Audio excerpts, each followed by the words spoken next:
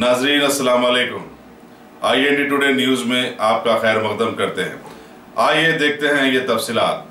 शहर हैदराबाद की बेगम बाजार पुलिस के ओहदेदारों ने आज अवाम की तवज्जो हटाकर उन्हें लूट लेने वाली बैंड रियासती गैंग के 5 लोगों को गिरफ्तार करने में कामयाबी हासिल कर ली है।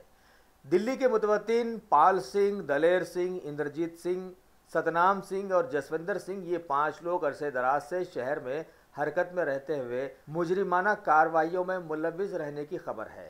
एबिस डिवीजन के ACP श्री जी भिक्षम रेड्डी की सरकर्दगी में बेगम बाजार पुलिस के इंस्पेक्टर श्री B श्रीनिवास राव ने अपनी टीम के हमरा ये गिरफ्तारी अमल में लाई और इन लोगों के पास से जुमला रकम 1,22,000, कुछ बिल बुक्स, 5 सेलफोन्स, कुछ रंगीन कंकर बरामद कर जब्त कर लिए और इन्हें अदालत में पेश भी कर दिया।